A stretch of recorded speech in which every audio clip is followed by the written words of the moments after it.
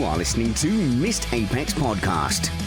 We live F1.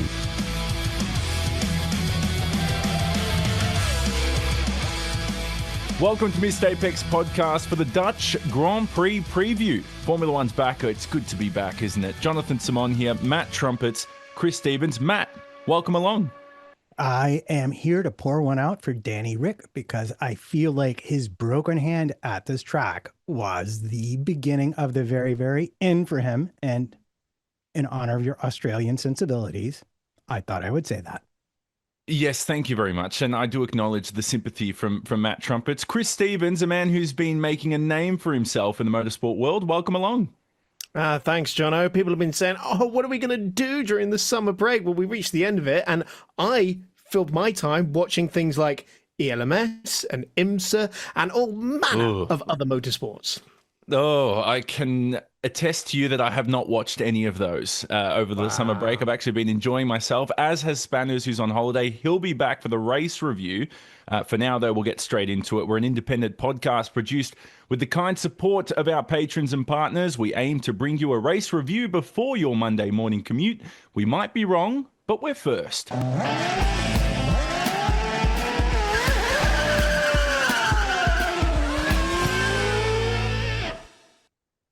All right, let's get straight into it. Cadillac. Now, this has nothing to do with this weekend, although it does in a sense, because they've announced their driver lineup of Sergio Perez alongside Valtteri Bottas. Those two names need no introduction. They return to the sport. Now, I'm going to go straight to you, Chris, because I don't know if this is the best driver lineup they could have chosen, but it's certainly the most boring. Yes, it's very sensible. It's very grown up. It's very much making sure you put 10% of your paycheck into your savings account. I do wish that they had taken not so much a gamble, but maybe just done something a little bit more exciting in terms of putting a younger driver in there. And the one to do it is in 2026 when kind of everyone's starting from a new starting block, and especially when they've got a driver like Felipe Drugovich already in their ranks on their sports car racing program, and Felipe knows how to develop a car as well. So if I was making the decision, he would have had a look in somewhere, but you can't fault the lineup so much. They are both incredible drivers. Valtteri proved he can be as quick as Lewis Hamilton on his day. Perez, I know he had a very difficult time at Red Bull, but we know that this is not representative of his ability behind the wheel. A lot has been said and a lot has been shown since he left Red Bull as well, in terms of the ill-fated second Red Bull seat. So I think this is a very strong foundation for Cadillac to build off of. Two drivers who've been out of the sport for over a year. Two experienced drivers, though, Matt. And you would say, in this situation for Cadillac, who are looking to develop a new car, it's probably the best avenue in that aspect to have two people with experience to help them choose a direction of how to develop this car, would you say? Although you seem like you're a bit shaky on this. Well, see, the thing is, it's all about the details. A lot of their experience is going to be how they interact with the team and their ability to understand how to communicate what the car is doing to their race and to the performance engineers when they debrief. This is very important. This is a skill. It takes time to acquire. And it's one of the things I think a lot of people struggle with. They will also be good at all the button punching and dial twiddling that is concomitant with having a seat in Formula One. Where I think there was potential room is neither of them is really familiar with the current Ferrari power unit. Now, obviously, they're getting a new Ferrari power unit, but presumably it's going to drive kind of like, at least on the ICE side, the one that they already have. And we've seen Lewis, who's a longtime Mercedes driver, move to Ferrari and really struggle with things like how they use engine braking and stuff like that. And I'll remind you, Perez's longest stint was not at a Ferrari-based team, but indeed at a Honda power-based team. So there I see well, maybe you could have gone to the Ferrari Academy or someone with experience with that power unit and brought in a fresher face. Well, of course, he knows the Mercedes power unit as well from his stint at Force India, Racing Point, whatever it ended up being called by the time he left. But if I were to be really, really cruel to both of those drivers, you would say you've got the money and the TikToker, right? Because that is what Bottas does at Mercedes, right? Now, both of them know how a world championship winning team operates. Both of them know how dominant world championship winning teams operate as well. I feel like that feedback for the team, who are going to be on the steepest learning curve imaginable, that I think is an invaluable asset. And they're going to have Sergio Perez for, is it a 2-year deal is what's being reported, with an option for a third? So you've got at least a couple of years. That means nothing in Formula One. Exactly, Chris. Means nothing anymore in F1. You could sign a 15-year deal and you could be out of it by next year. Now, let's just look at Perez's stint at Red Bull, because I believe, now people go hard on Sergio Perez for how awful his end was at Red Bull and how he was used as a scapegoat. I could argue that the way that Liam Lawson and Yuki Tsunoda have performed this year have made Sergio Perez's stint look like genius. Am I wrong in having that take? Like, I think Sergio Perez stocks have gone up since he's left the sport because he's actually not been that bad of a driver. It's weird to say because it was such a poor stint in the second Red Bull, which won so many world championships. Who wants to go on that? Yeah, so what I will say is, yeah, it helped the optics a lot. But the reality is neither Lawson, basically a dead rookie, or Tsunoda, who was in his, third year in the sport, really had the breadth of experience that Perez had. So if you want to be argumentative about it, which I don't know why I'd want to be argumentative about it, but if you wanted to be argumentative about it, you could bring those sorts of things up. But honestly, the expectations at Team Cadillac are exceedingly low. They are simply hoping to put a car on the grid that will be 107%, won't get lapped 3 times versus 1 time for the other people at the back of the grid. And it's going to be actually kind of interesting because I still firmly feel that there's a lot of potential reliability issues we're going to see across that first season. So to turn it around, yeah, they know how championship winning teams are run. This is not going to be anything close to that at the start, no matter who you bring in. How patient are they going to be able to be when things are completely out of the window they're used to having them in? I think they know what they're signing up for. So, and let's be real, for Cadillac, this is just a sort of warm up to 2028 when they start building power units as well and become a full-fledged factory effort. So I think everyone knows the first 2 years, if they can snag some points, if maybe they can score a podium, right? That has got to be the ultimate goal for these first 2 years. And even then, that is somewhat lofty. We have seen other teams struggle to, reach the podium in their first 5 years, let alone their first 2. So I think it's all a warm up to 2028, and the drivers know what they're getting themselves in for. And it's new regs too. Oh yeah, go ahead, Matt. Yeah. I was just thinking back to those glory days where if you were the team who scored a single point across 3 years, you were the one who got the money for 10th place. Yeah. Famously, Marussia, whose team principal was Graham Loudon, Jules Bianchi in Monaco, scored a team-saving point that put them in 10th. 2? Was it 2? Yes, he finished 9th. Okay, there you go. It was that incredible. Points. But you get the idea here. Like across 2 years, if they have a 9th place out on merit, not like a bowling ball taking out the top 8 cars, then yeah, that's going to be impressive to me, honestly. I feel like the metric for success is slightly different now, though, because we have a cost cap for one. The level of performance, well, currently it is probably the closest it's ever been. Very much expect that to expand next year, but I think as an opportunity to come into the sport, this is the best one. I will counsel you though, Matt, on saying that, you know, Tsunoda didn't have banks of experience, because he came in 21, didn't he? So, you know, he's fifth year. I said 3 or 4 years, but that was not. I don't think that matched the breadth and depth of Perez's experience by time he left Red Bull, and that was the very persnickety point I was trying to make. Yeah, okay, but Jono, I think you've absolutely hit the nail on the head, and Perez knows it as well. Wait, what did I hit the nail on the head with? Everything is what I hit the nail on the head with? Just everything, yeah. No, about if he has to tell you, forget about it.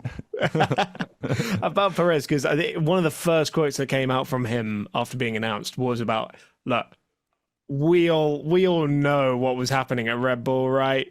I know I've still got it. Which was the fact that the car wasn't equal, which was one of the, I think he used wink wink was one of those things. Maybe I'm throwing words in his mouth. No, I don't think it's just equal. I think it's about the fact that they've designed a dog of a car that only Max Verstappen seems to be able to drive. That's it.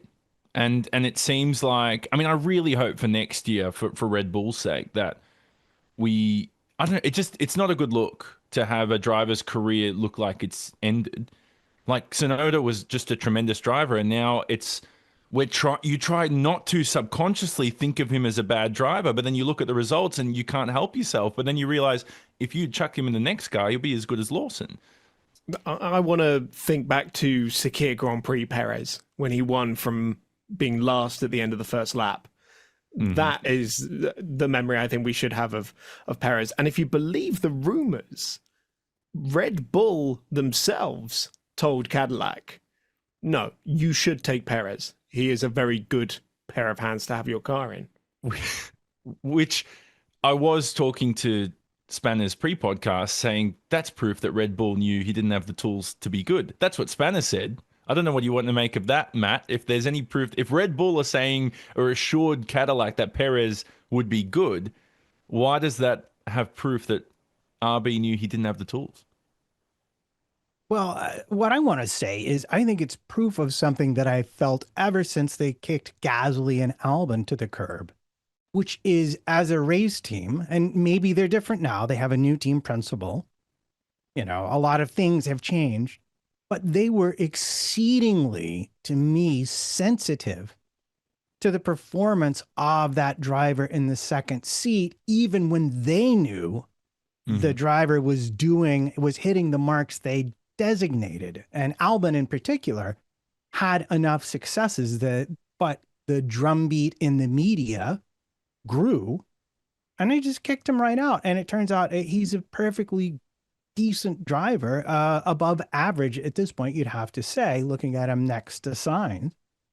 And so, yeah, I'm not surprised at all that Perez would believe that and know that, because probably he was within whatever tolerances Red Bull were granting him for how they choose to go about their development on the car, which is basically ignoring both him and Max and then giving Max all of the go fast bits first until they have enough spares, and then giving the second car the update. I don't know. It's a mess. Well, but yeah. You could argue that Sergio Perez was the only driver to win a race out of all the second Red Bull drivers. Also, can I counter that argument straight away to the people who think that and go, well, Perez did have the best Red Bull of all the second drivers. I think that's fair to say. Albon and Gasly weren't in a world championship car. Neither were Lawson or Tsunoda. Chris, you think otherwise? You know, well, or I wouldn't just say he had the best. He was given, well, okay, Max had the most dominant Formula One car the sport has ever seen. How much of it was actually on Perez's side of the garage remains to be seen. But there's no doubt he was in the team during its most dominant era. And not just its most dominant era. Like, don't forget, this team 2 years ago won all bar one race in a season, which is unprecedented. So he certainly had a good car.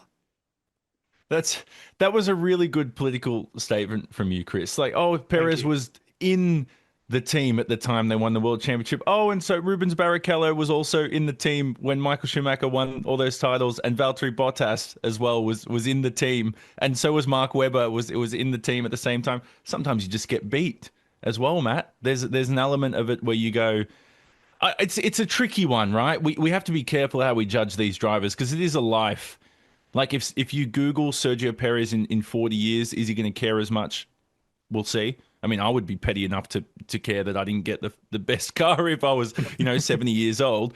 But anyway, maybe I shouldn't go into that black hole. What I do want to go into just quickly to wrap up on Cadillac is I'll argue that the new regs, Matt, are the perfect time for any driver to come in because it means an even playing field. Maybe not the best example with Perez and Bottas because they have driven these ground effect era cars. So even if they jumped in this year or we didn't change the rules next year, they would be jumping into similar cars. But why I'm saying this is if you did bring a young driver like Drugovich, which is what Chris mentioned earlier, someone like Felipe Drugovich, I think it evens out the knowledge across the paddock.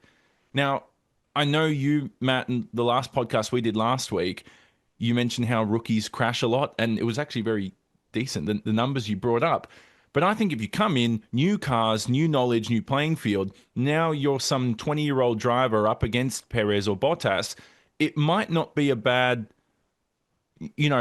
sort of level to start off with because you now don't have to catch up on somebody who has 4 years of knowledge of ground effect era cars. You kind of all start on 0 years. And so I think that helps a young driver, which would have been an incentive for Cadillac to go with a young driver. Well, yes. You've got a couple of really good arguments for rookies here. Number one, they don't have any bad habits. They're not going to have any hangover ground effect habits that they have to get rid of. The car they get, they're just immediately going to set about going as fast as they can in it. Rookies, because they tend to be young, have the best reflexes and generally are faster. Just you look at any rookie veteran pairing, and that would include Bottas and Hamilton, and you will see once they get on top of the car, they tend to do slightly better in qualifying. That's just because your reflexes change as you get older and your assessment of risk changes. Where they tend to lose out sometimes is in the racecraft and the cognitive load of being in a Formula One cockpit. And add to that, really what we're doing is we're going back in a lot of ways to the previous era's aerodynamics, especially underfloor. So everyone who came in as a rookie in the ground effect era and didn't drive the 14 to 21 cars is going to have a bit of a learning curve as well. So you're correct. I think if you want to bring in a rookie, it's a good time. But I'll be honest, when I was at the Miami race, I still think there were more Perez fans there than any other driver. And that's also kind of what Cadillac bought themselves. Well, there you go. Miami this year you're talking about when Perez wasn't even in the sport. All right, well then final thing, I want to wrap this up. Who'll top who? Will Bottas be faster than Perez? Will yes. Perez be... Yeah, okay. We have one vote for the Finns. Matt, you think Bring Perez? It on, baby. First of all, Bottas has been much more present in the paddock. But let's think about this for a second. What was Perez particularly noted for? His ability to go long on tires. What was Bottas also particularly noted for? His ability to not go long on tires. So I think we're going to get very circuit-specific performance out of them. When the one stop is the way, probably Perez is going to be your winner. When you're burning those tires up and you can go through 2 or 3 pit stops and still be in the lead, then I think we're going to see Bottas excel there because that's how generally he likes to drive the car. Might be weird for him not melting the rear tires all the time, so maybe that'll throw things off. But, from 10,000 feet, that's what I see. I will say Bottas, he has most definitely been more present in the paddock. Those TikToks don't upload themselves. But my one point in the case for rookies is a little prediction. I think that there will be more issues when it comes to the new movable aerodynamics that are supposedly driver controlled than there will be, rookies getting it wrong in a general sense. probably you might even see more crash damage done because they've got it in a low downforce setting going into cops. I 100% agree. We saw Ericsson do this. We've seen it happen with doing into turn one Suzuka with the DRS open. But what I want to say, because I'm going to plug something here, Chris, is go back and listen to Summers and Me, our little tech special, because we talked about reliability and we talked a lot about these regulations and how they might play out next season. So if you want someone who pays very, very close attention and really knows what they're talking about, go listen to Summers talk about that. In fairness to Ericsson, his one was an actual failure, rather than him just leaving the DRS open. But we are going to have these failures. We've seen the teams play with the mini DRS. Remember the DRS slots blowing wide open under above a certain speed. Remember the floppy wings we saw on the Ferrari, like bouncing off the floor. Teams are going to play all these games, and they're both active mechanisms. I know they're going to be probably required to have a fail state that is, what do they call it? The Z state, where it's your high downforce. But that doesn't mean something's not going to break, and you're just not going to have that downforce when you go into the turn. And we're going to potentially see some high speed accidents like that because of reliability concerns. Well, we'll get on to we have a lot of time to talk about the 2026 regs over the course of the next 6 months. Martin reckons, one of our listeners, that Bottas will be faster than Perez, to wrap up on that. And he says Perez is a bit crashy too. Anyway, I'll leave that. This is kind of like arguing, is a level 4 seat better than level 3? Who cares? Really, you're not going to see much anyway of the event. We will be watching a lot of Zandvoort, and there's a lot of good seats for fans over at the Dutch Grand Prix this weekend. It's one of the best atmospheres of any Formula One race you really watch, whether you're there in person. I say that like I've been there in person, but it just looks like it would be cool. But watching from my television screen at home, it looks awesome. The first thing, the most exciting bit about this weekend is, and this is complete sarcasm, is that the pit lane speed limit is being increased from 60 kilometers an hour to 80 kilometers an hour. That's one of the main changes. I hate Formula One fans sometimes. They're just like, oh my God, the speed limit's gone up by 20 kilometers an hour. But here, there is a reason why nerds like us are excited about that. It's because it means there is less time loss in a pit stop, which means that a two-stopper is more likely to pay off. Exactly. Now, let's just give some context to that for somebody watching going, well, that's like the speed I go through down my street. Well, that doesn't make any sense because even that's over the speed limit. It's very fast for a pit lane to go 80 kilometers an hour. What's that, like 50 miles an hour, Matt, in American? In American speak? It's 50 in British miles. speak. It's like 53 or something, like 52, 53, 80. Yeah.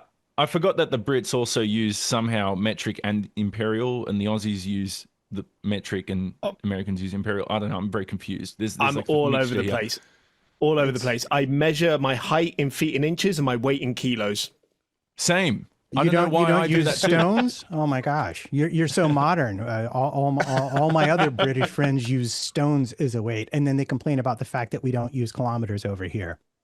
But so just to point out about the speed limit, it is always lower in Zandvoort because of how tight and narrow the pit lane is. We've kind of said since Zandvoort came back to the calendar a few years ago, it's not really fit for purpose, to be honest, to be hosting Grand Prix.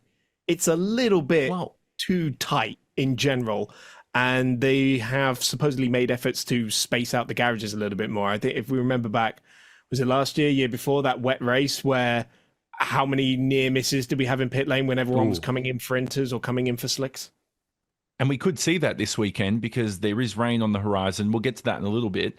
I just want to run through some numbers of what this will, or the difference this will make with the pit lane speed limit increasing.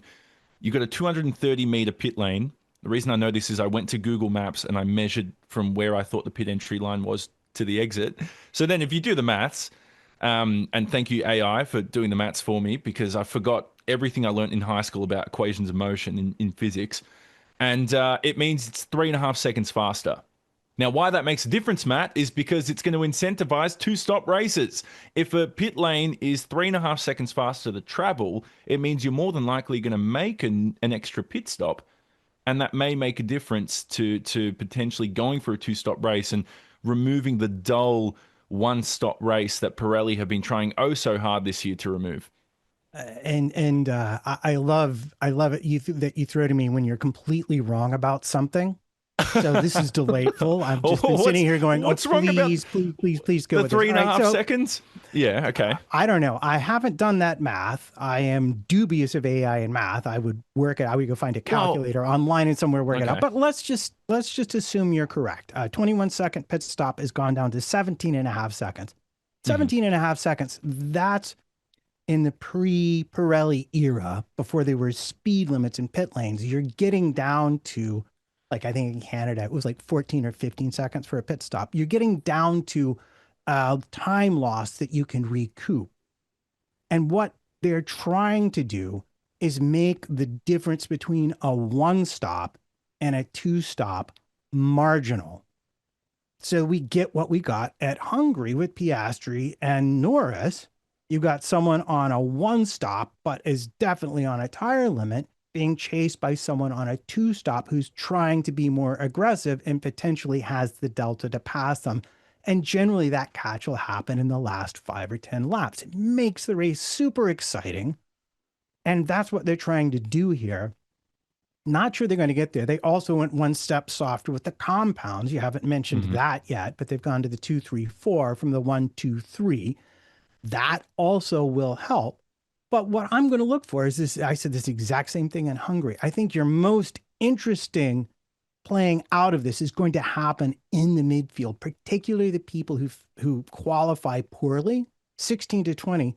Look for them to put a soft tire on, run a minimum number of laps, gain as much places as possible, then pit into clear air and run optimum lap times all the way to the end. We saw Hülkenberg do this in Hungary and got so far up the field, he was actually able to block for his teammate and give him a free pit stop ahead of the rest of the chasing midfield.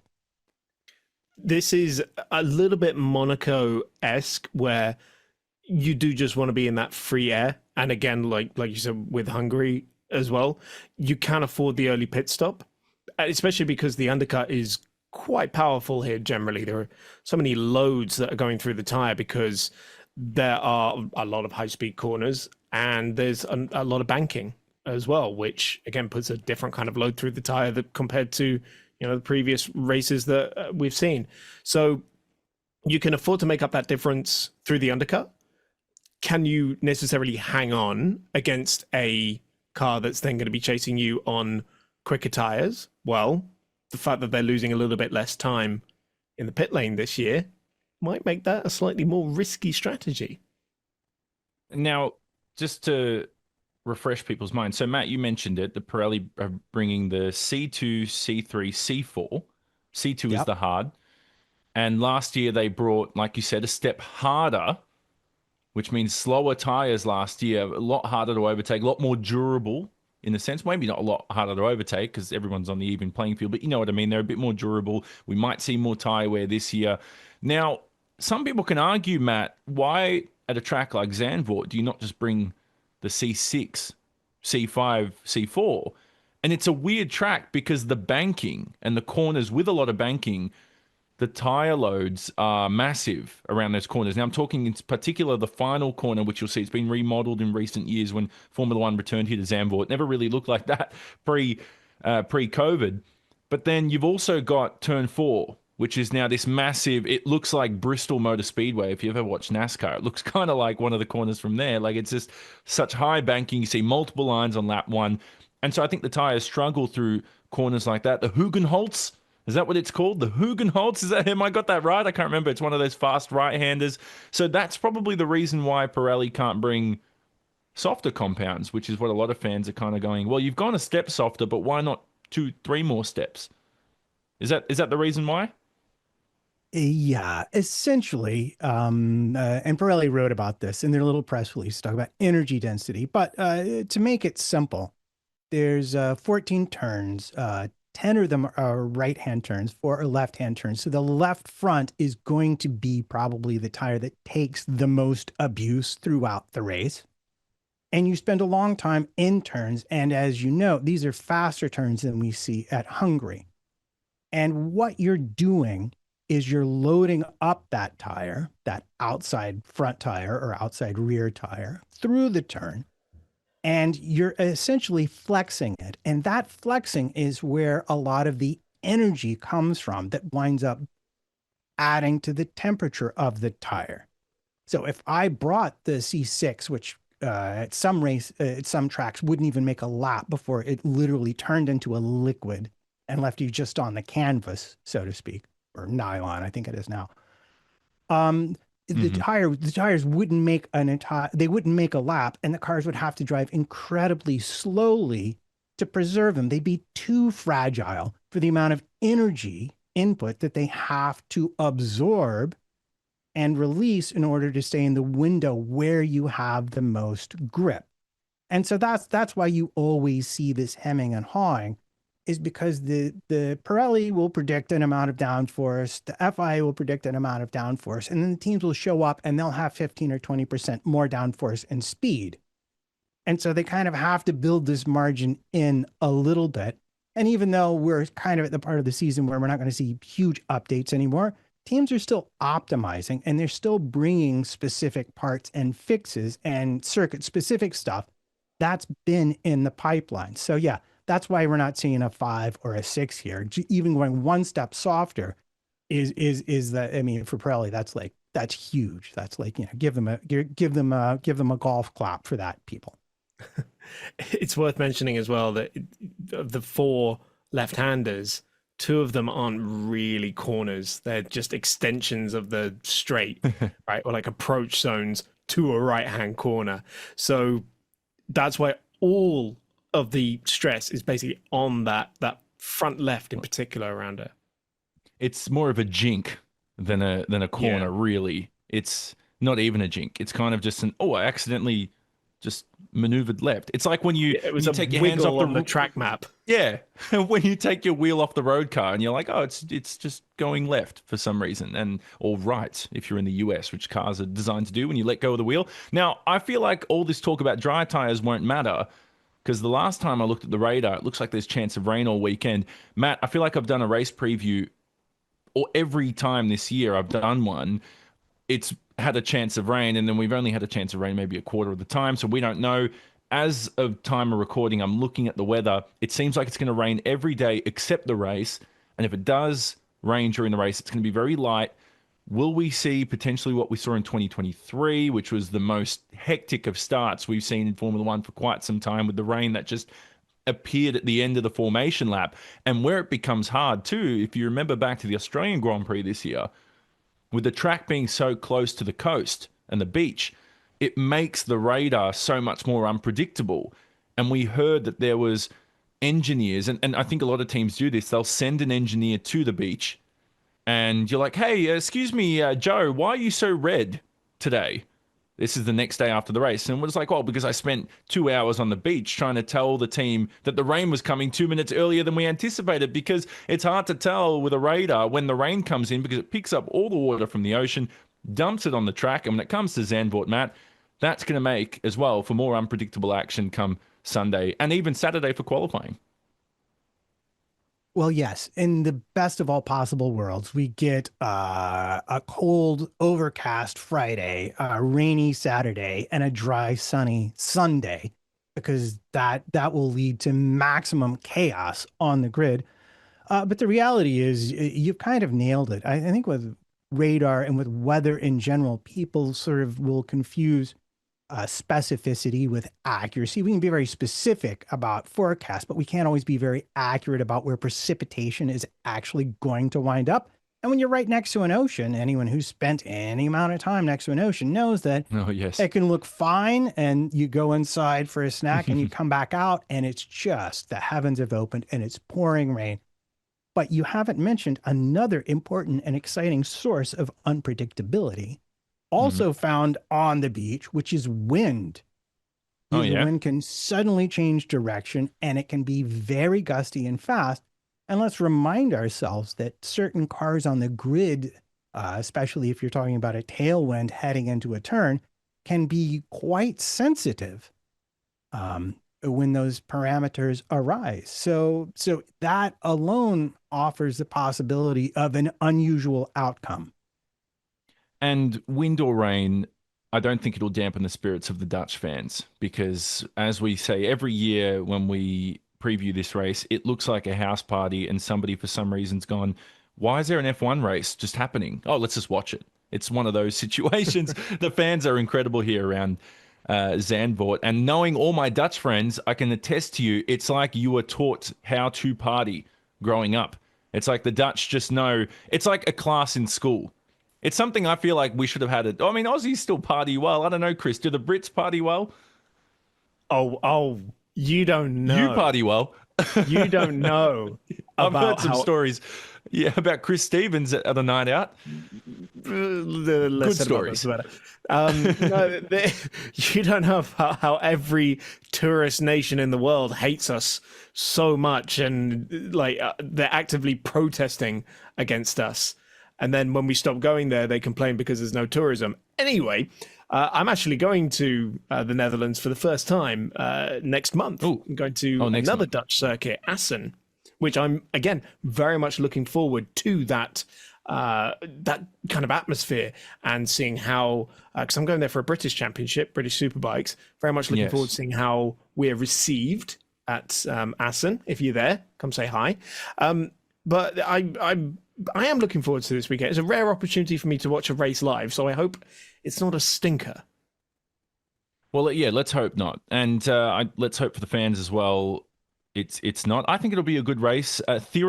Tyrus, sorry if I butchered that. One of our listeners, he reckons Mercedes will be the second best team this weekend because we know McLaren will probably be first. I think that's consensus. And he says it's because it's going to be pretty cold. He thinks Mercedes thrive in the cold. I think there's some nods from Matt and Chris. Chris, actually, no nod from you maybe on that?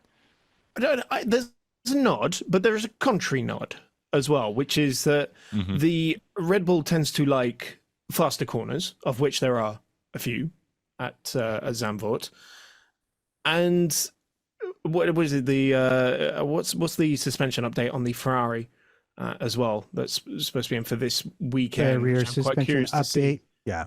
Yeah, because everything's been all about the plank. Zandvoort is quite a smooth surface, if I remember correctly. They seem to, well, certainly since Formula One started going there, they seem to update it quite a bit. So that could play into their hands as well. I don't think it's going to be so clear-cut for the second best team. Yeah, we'll wait and see how that plays out. Well, there is it's not clear-cut as well for the second Red Bull seat. Because Alex Palou, did I say that right? Palou? I cannot remember.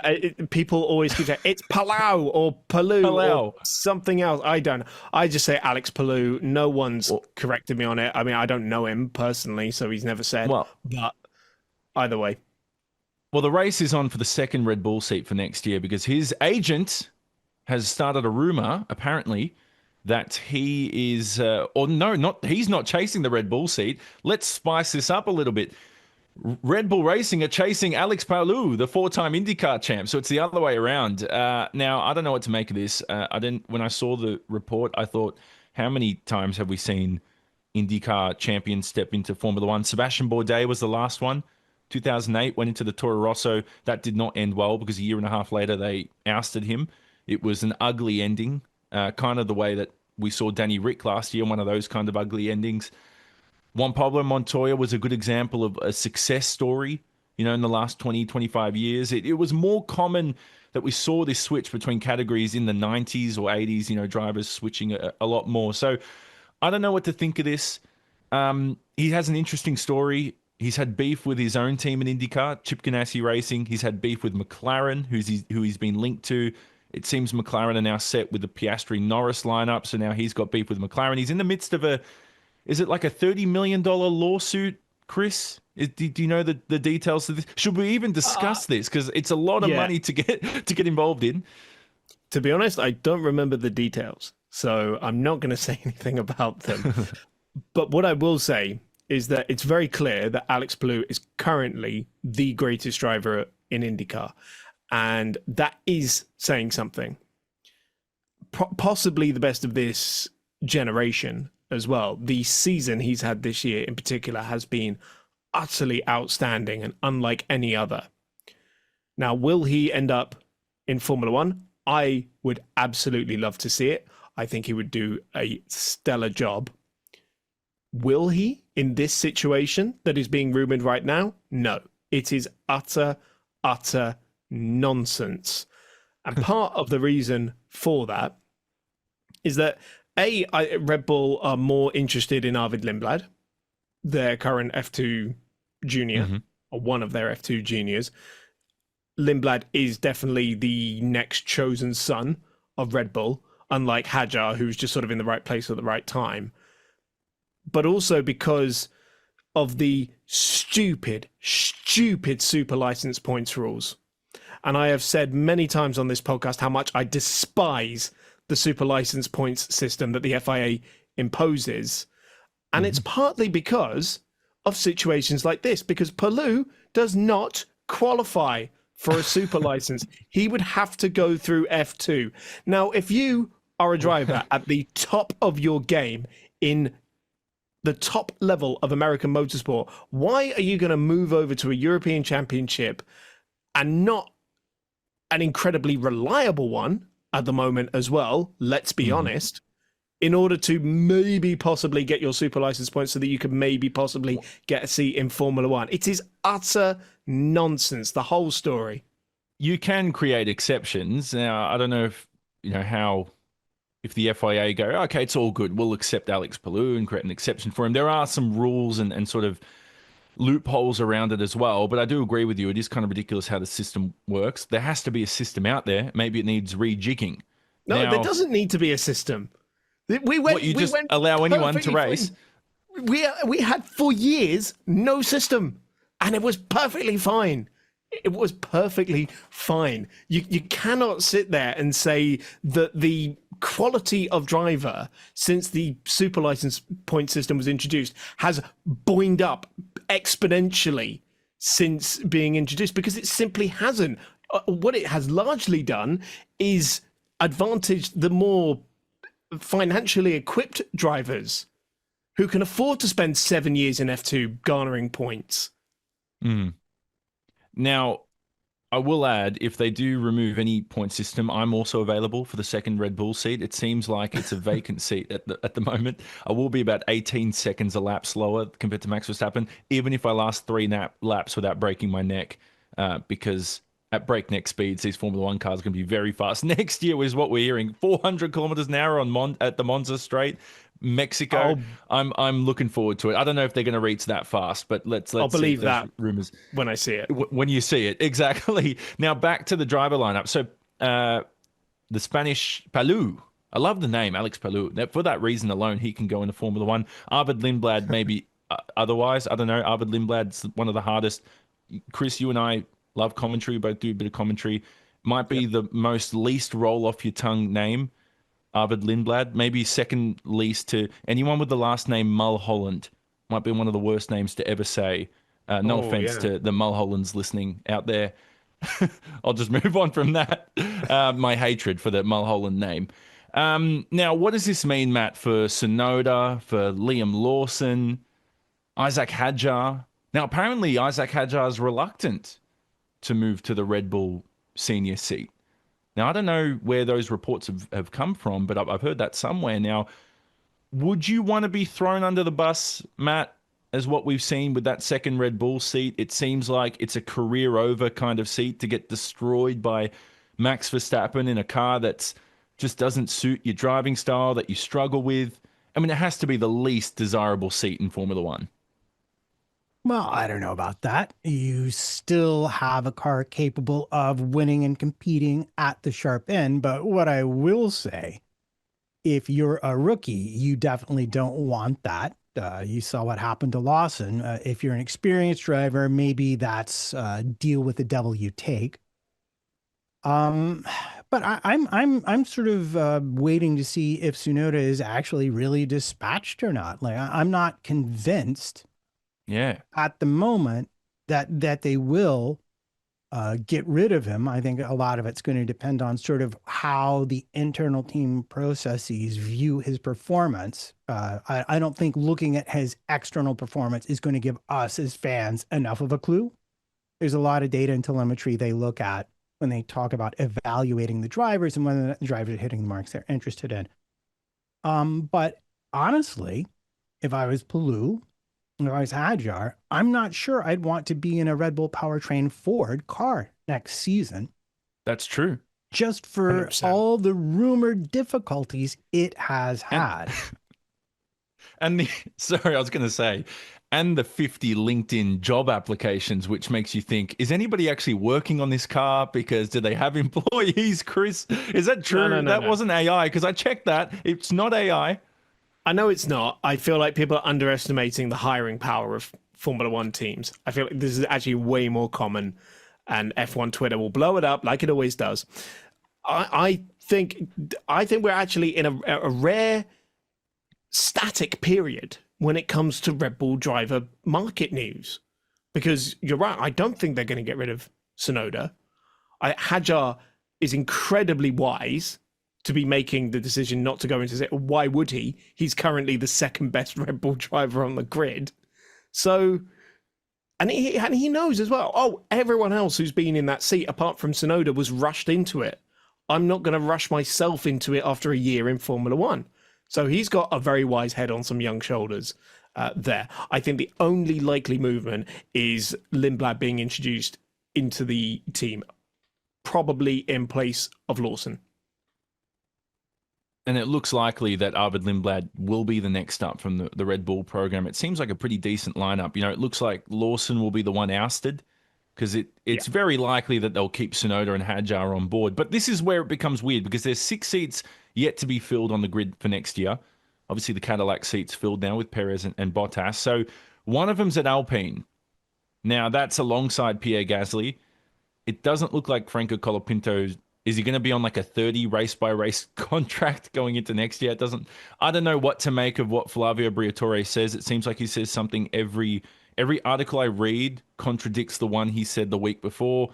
He's just playing with everyone's head, is Flavio Briatore. So I don't know what you go with there. If your eyes like Hadjar, do you say, hey, stuff the Red Bull family, same with Tsunoda, and just say, I'm going to make my own pathway? We've seen that happen before with the RB drivers in the sister team, as they call it.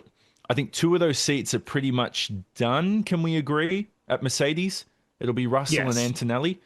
Now, unless 100%. Some shock Verstappen switch happens, I'm not writing it off just yet, because we saw at the end of 2009, Jenson Button won the World Championship, ended up moving over to McLaren after he won the title. I know it's sort of different contract circumstances there, but I'm still not writing it off, even though Verstappen and everyone's claim that he'll be in the seats come Australia next year. Like we said with the 400 kilometers an hour, Chris, when we see it, we'll see it. We'll wait and see if Verstappen's actually on the grid in a Red Bull next year. Yes, I do think he probably will be. I think that there might be a tumultuous year, and then we'll see some changes. I mean, I know like that Alpine seat seems to be the most insecure lineup at the moment, and for good reason. I noticed like people were talking about Mick Schumacher. I noticed you put it in the notes as well. Please, now of course he's not. No. Well, the thing is, so I do want to address Mick, because obviously he has a link with Alpine through their World Endurance Championship program anyway. But when I say that program is about as Alpine is now Renault, as in not very much.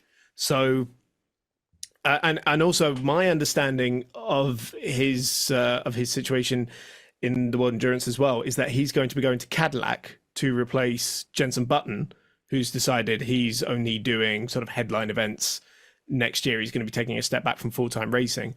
With that Cadillac seat in World Endurance will come potentially a third driver role in the Formula One team. To me, it's much simpler than that. And everybody forgets this. But that, because I think Gasly is staying put.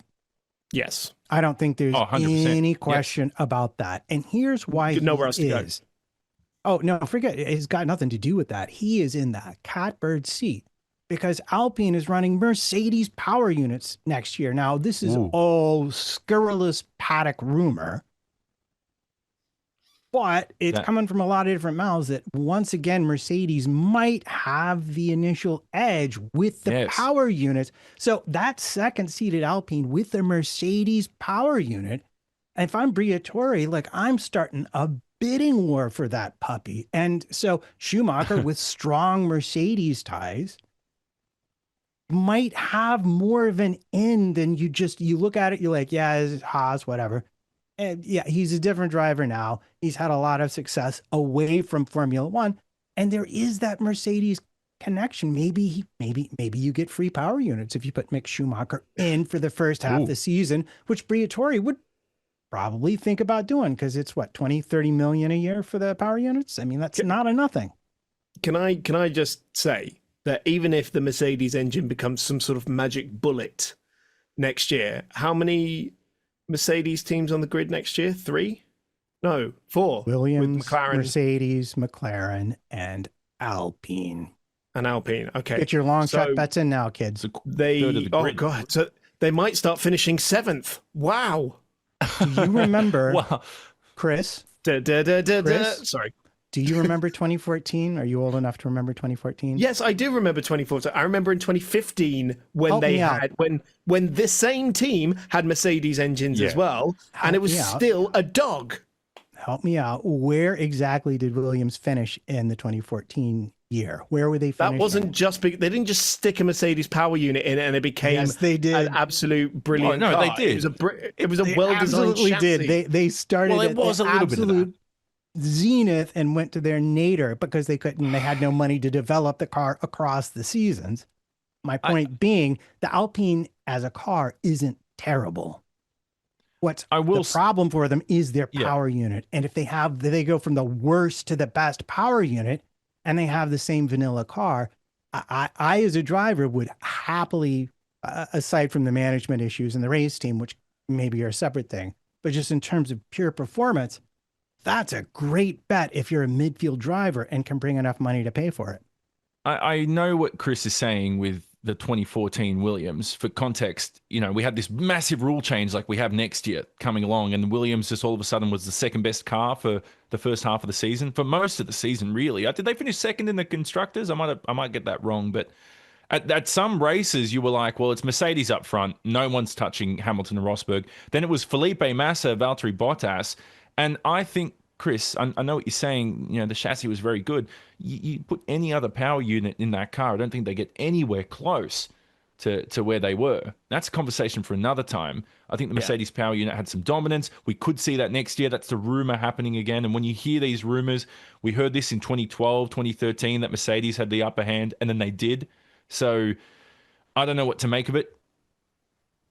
Just bear in mind that they still had to make a better car, a better chassis, and better aero than McLaren and Force India. Okay. There you go.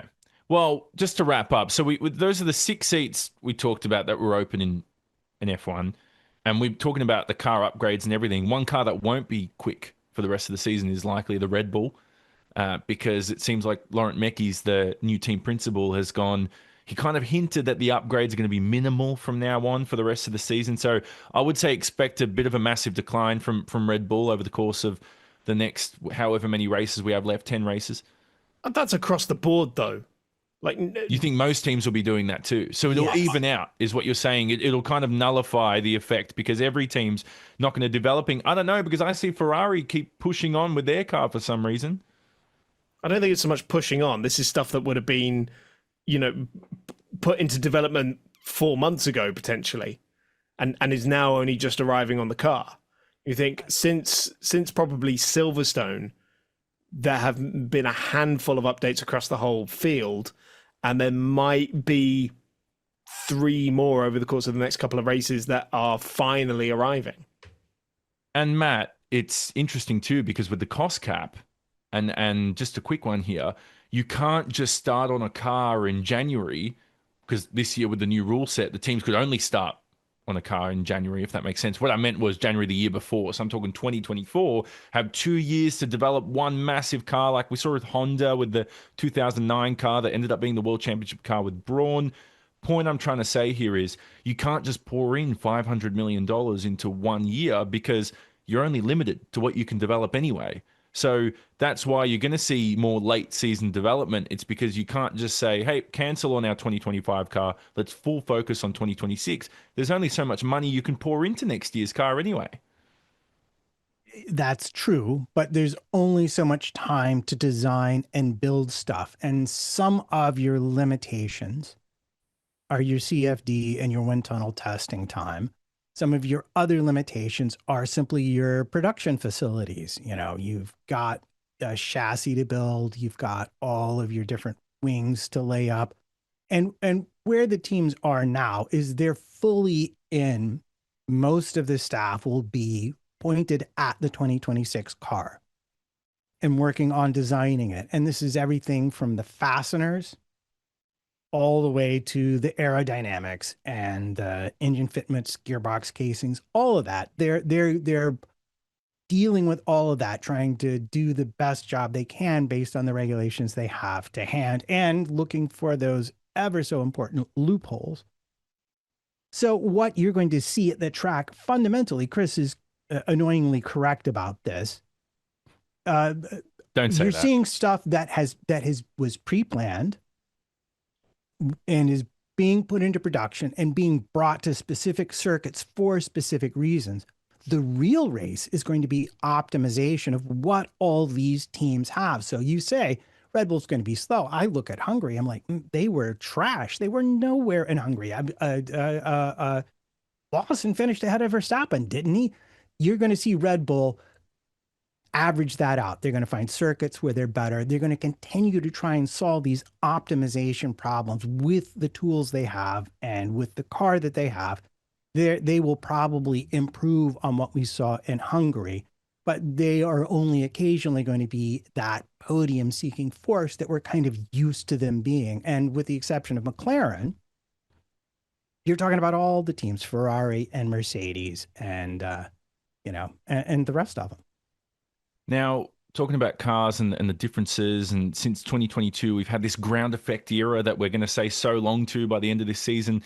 I think it's fair to say that Lewis Hamilton's not been the same driver since we've headed to this rule set, whether you want to make coincidence with that or his age. I'm not going to go into that too much. What we are going to go into a lot is how he's always been a late breaker, and people argue that these ground effect cars are not suiting that style, because, the floors are now there's much more complex design.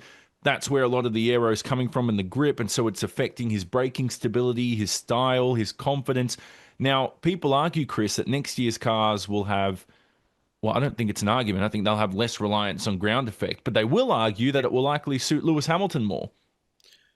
Well, whether it will suit Lewis Hamilton, will definitely remain to be seen for a while. The fact is it will be less reliant on ground effect, closer to what we saw pre-2022.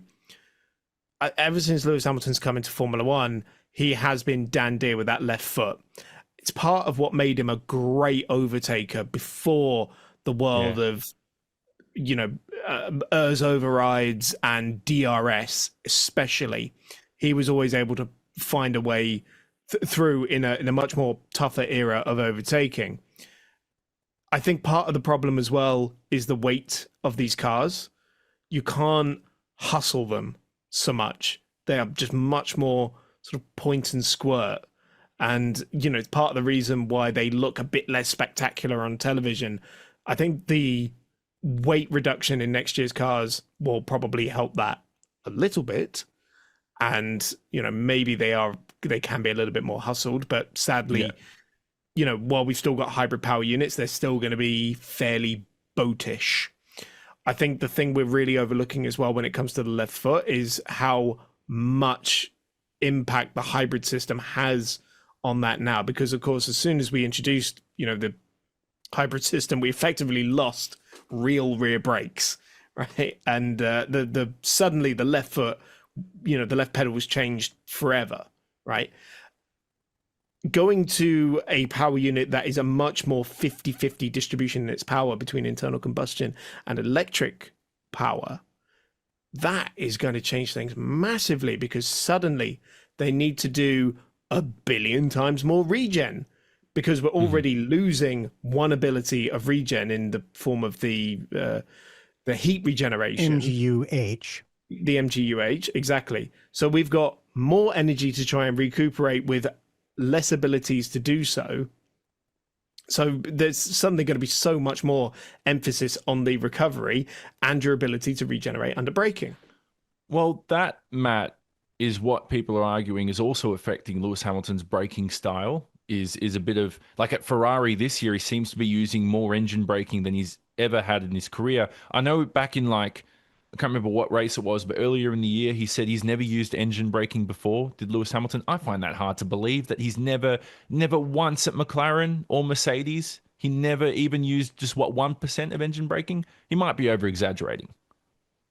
Well, in the sense that it played any kind of role in how he used the car. Every time you shift down, you get compression, and if you're off the throttle, that compression is essentially engine braking. The engine itself is being slowed down. So you downshift, downshift, downshift. Every time you downshift, you get some engine braking. But what Ferrari is talking about here is specifically using that downshift to aid the braking of the car in a way that helps prevent lockups. Now, the curious thing about this article, because one of the bigger switches for Lewis has not just been to Ferrari and not just a power unit that works vastly differently, and that I think both he and Vasseur admit they underestimated the challenge of. Yeah. But he's also on completely different brakes. So they have different brake completely pads. different. He's gone from the carbone brakes to the Brembo brakes, and they have a very different performance profile. He's also struggling with that. And Brembo is working with him. In fact, the new brake pad material that Leclerc debuted in Canada, and then famously we saw Lewis spin with the first time he ran with it, there was an attempt by Brembo to give him back some of the quote unquote feel that he was used to with his brakes. But I want to, because there's so much technical information in here that's fascinating and deserves also its own podcast. Absolutely. Well, the thing is, it's a lot of crossover with the MotoGP podcast, because we've sseen Aprilia about a similar thing too with their bike. What I want to talk about is the move to the pre-22 floor means that your aerodynamic stability under the floor isn't going to be as important. And what that means is you're going to want more weight transfer into the braking zone. Now, if you think about being the latest of the brakers, that means you are shifting the most weight forward. And in an era where you need an absolutely stable aerodynamic platform, that actually does completely work against you.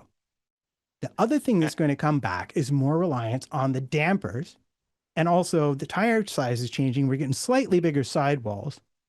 And that means that with more transfer and slightly bigger aspect ratios of the sidewalls of the tires, you're bringing back more feel. And that feel is where Lewis has really been hampered, because the other thing in this article, this interview, was that he is a front axle boy.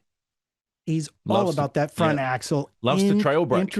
Entering into the turn, and then bringing back more feel is going to aid him tremendously. So I think he's going to be very happy, assuming the other bits on the car don't break all the time and the engines don't go up in smoke.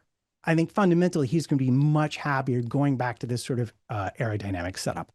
He's always been that trail breaker, and he likes to bleed off the brakes going into a corner. You know, he likes to push it hard initially, get that bite, and then figure it out as the corner comes. He's always been like that since his karting days, since he first entered Formula One.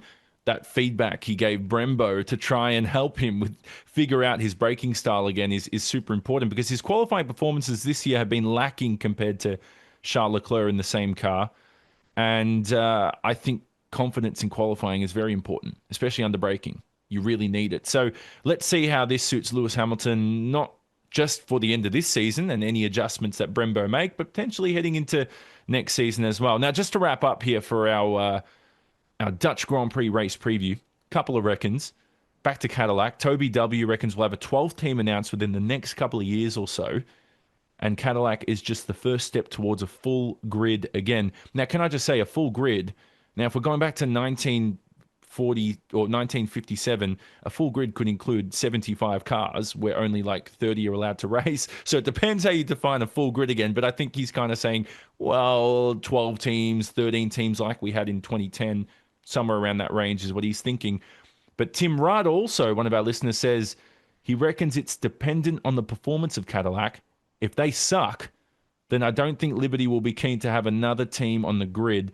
And we saw this didn't we see this, Chris, 2010, the Lotus, the Virgin, the HRT? It kind of put the sport off a bit from introducing these teams who didn't have, that was more budget related, was their poor performance.